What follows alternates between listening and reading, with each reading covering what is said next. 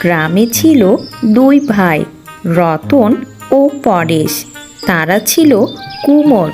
বাবার বয়স হয়েছে, তাই মাটির কাজ তেমন করতে পারেন না, যার কারণে রতন ও পরেশ মাটি দিয়ে নানা রকম আসবাবপত্র বানিয়ে সেগুলো বিক্রি করে সংসার চালাতো।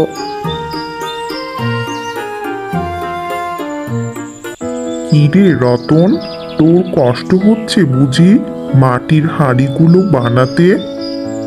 সে আর কি বাবা, আমরা যদি কষ্ট না করি তাহলে খাবো কি? এগুলোই তো আমাদের সম্পদ।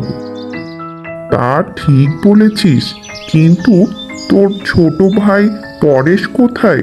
এখনো আসলো না। পরেশ, কোথায় ছিলি? হাঁড়িগুলো সময় মতো না নিয়ে গেলে ক্রেতা পাবি না তো। রোজ রোজ এই মাটির হাঁড়িগুলো বিক্রি করতে আমার আর ভালো লাগে না। এখন আর মাটির হাঁড়ির দিন আছে? আমাদের তো এটা ছাড়া কোনো উপায়ও নেই। যা, আর দেরি করিস নে।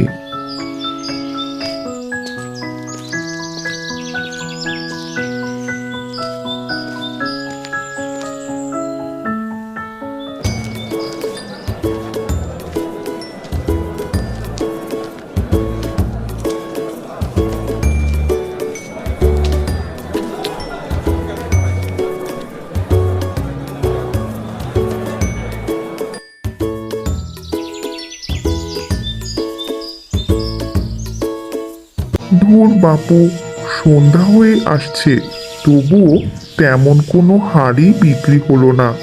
এই মাটির হাঁড়িগুলো একদম পছন্দ নয় আমার। যদি একটা রূপার হাঁড়ি থাকতো তাহলে সেটি বিক্রি করে অনেক টাকা উপার্জন করতাম আর ধনী হয়ে যেতাম। যত সব মাটির হাঁড়ি, বিক্রি তো হলোই না। যাই, বাড়ি ফিরে যাই।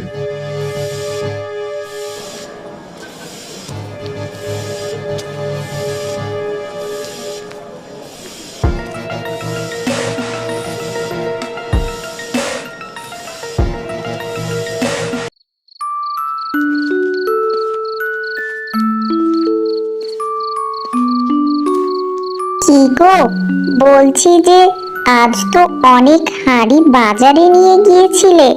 আমাদের ছেলেটা কতদিন থেকে বলছে তার স্কুল ব্যাগ লাগবে, বই খাতা নিয়ে যেতে খুব কষ্ট হয়। দাও দেখি কিছু টাকা, কাল নতুন ব্যাগ নিয়ে আসবো। কি আর বলবো গিন্নি, আজ তেমন হাঁড়ি বিক্রি হয়নি। যা ছিল বাজার সদাই কিনতেই শেষ। সামনের সপ্তাহে নিয়ে দিও। তোমার শুধু কথা, এই বলতে বলতে 3 মাস পার হয়ে গেল, তবুও হাতে কোনো টাকাই থাকে না। যত সব।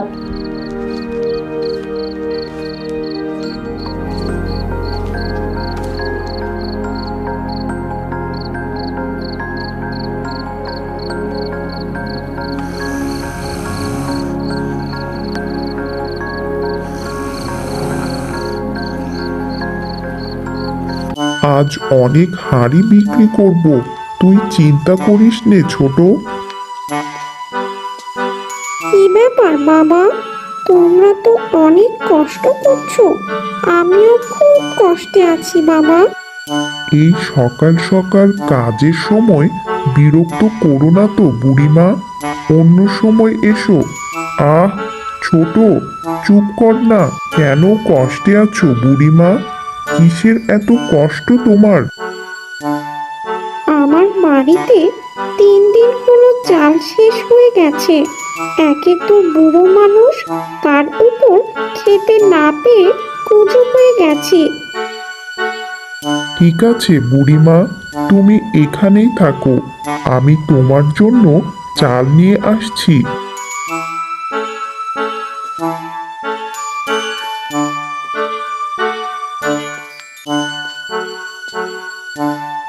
এই নাও বুড়িমা, এগুলো দিয়ে তোমার অনেক দিন চলে যাবে। এরপর যদি কোনো সাহায্যের দরকার হয় তুমি আবার এখানে এসো। তোমরা অনেক ভালো বাবা, কিন্তু আমি কিছু নিলে তাকে খালি হাতে ফেরত যেতে দেই না, তাকেও কিছু উপহার দেই।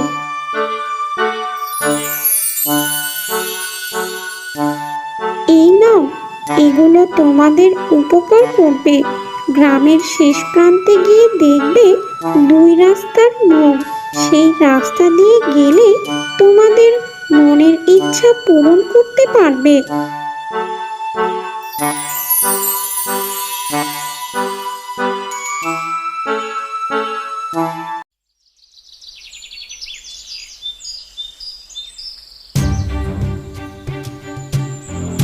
আরে এটা আমি কি দেখলাম!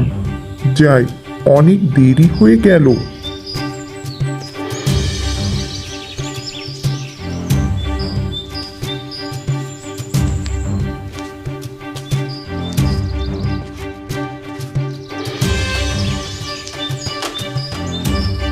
এ কি, বুড়িমার দেওয়া সেই কোদালগুলো এখানে?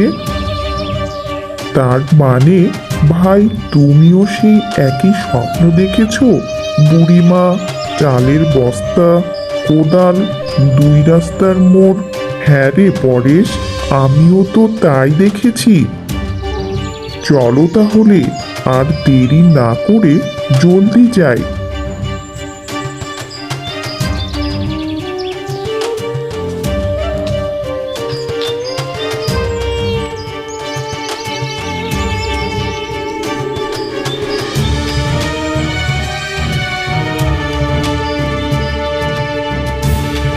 এই তো সেই 2 রাস্তার মোড়।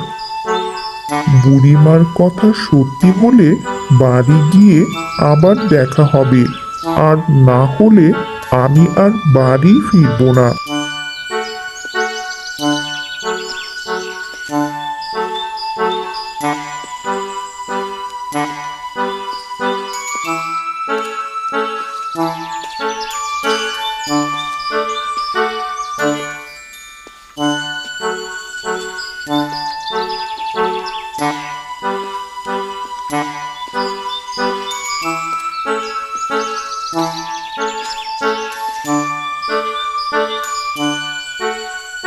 এখানে তো কাদা মাটি, ভেবেছিলাম অন্য কিছু পাবো, কিন্তু যাক, এখন ভালো মাটিরও খুব অভাব।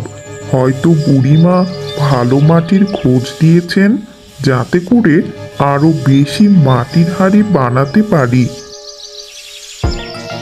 এ কি, এই কাদা মাটি দিয়ে মনের ইচ্ছা কি করে পূরণ করব? ভেবেছিলাম রূপার হাঁড়ি পাবো, আমার ইচ্ছা তো পূরণই হলো না। শেষ পর্যন্ত মাটি নিয়ে বাড়ি যেতে হবে।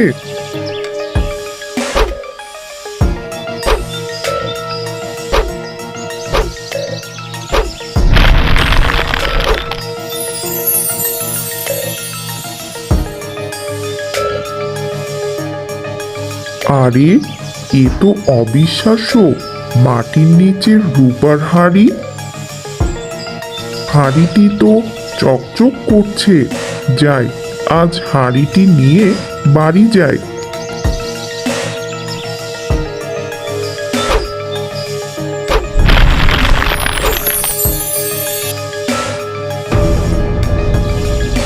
ধুর, এত খোঁড়ার পর মাটির হাঁড়িটি পেলাম। আমি যদি এটি পাই তাহলে ভাইও তো কিছু পেয়েছে নিশ্চয়ই। সেটি দেখার জন্য হলেও আমার বাড়ি যেতে হবে। এ কি ভাই, তুমি তো রূপার হাঁড়ি পেয়েছো। আমার স্বপ্ন ছিল একটা রূপার হাঁড়ির, কিন্তু ঠিক আছে, তাহলে তুই এই রূপার হাঁড়িটিই নে, আমার মাটির হাঁড়ি হলেও হবে।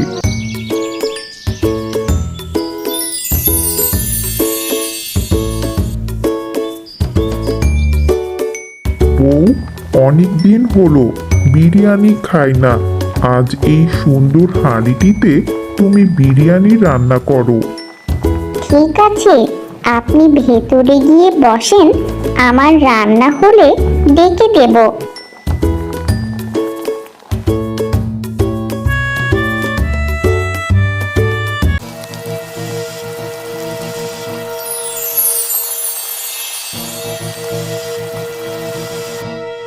কই গো, শুনছেন?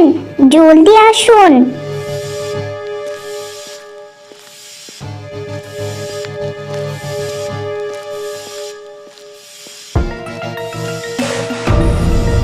আরে গিন্নি, এত বিরিয়ানি কে খাবে? এতগুলো কেন রান্না করেছো? না গো, আমি তো ওই হাঁড়িতে এক হাঁড়ি রান্না করেছিলাম।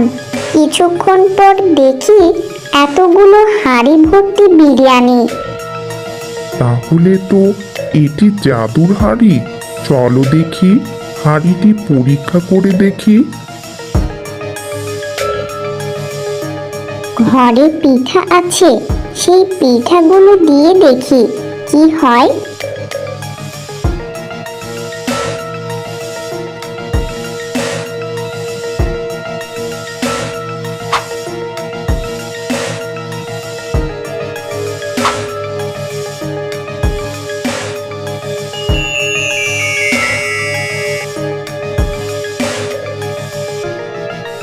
এ তো আশ্চর্য কাণ্ড গিন্নি। এই জাদুর হাঁড়িতে যা কিছুই রান্না করা বা খাবার রাখা হবে তা এভাবেই বাড়তে থাকবে। কিন্তু আমরা এত খাবার কি করব?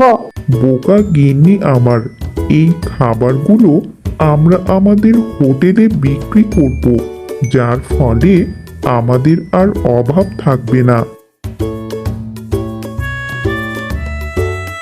এরপর তারা খাবারগুলো হোটেলে বিক্রি করে ধীরে ধীরে নিজেদের উন্নতি করতে শুরু করলো।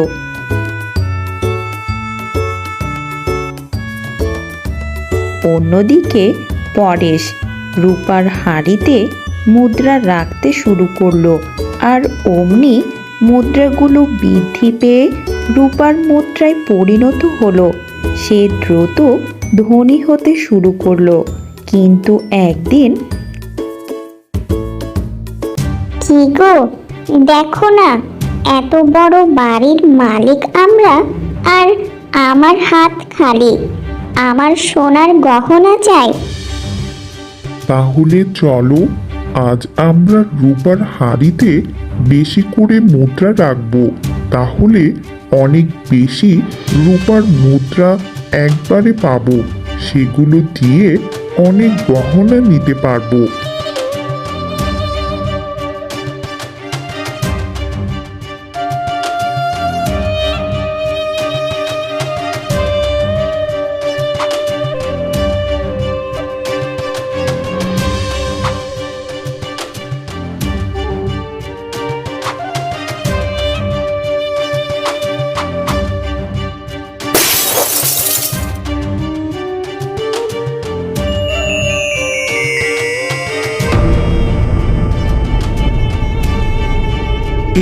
এ কি, মুদ্রাগুলো গেল কোথায়? এদিকে আমার রূপার হাঁড়িটিও ভেঙে গেল। আমাদের আগের মুদ্রাগুলোও তো দেখছি না।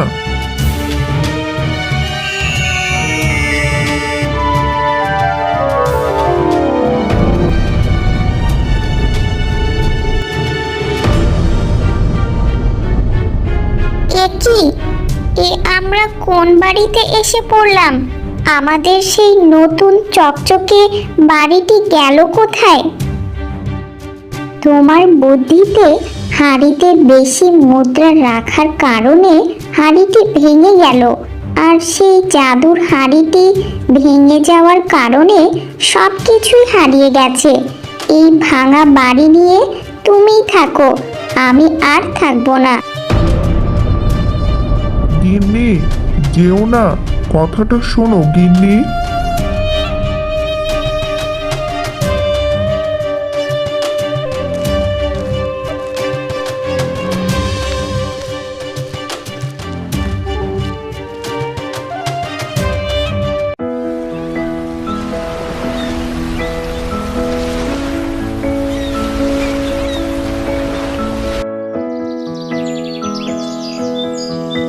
পরেশ যে এতদিন পর আমাদের বাড়ি এসেছিস, ব্যাপার কি?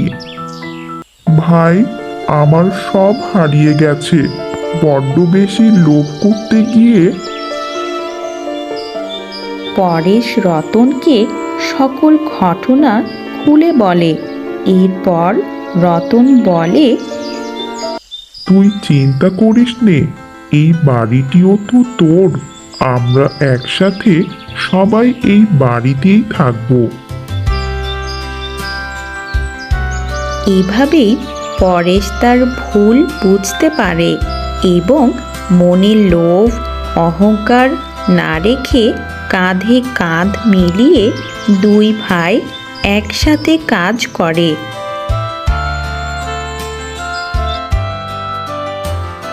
ভিডিওটি ভালো লাগলে সাবস্ক্রাইব করে সাথেই থাকুন।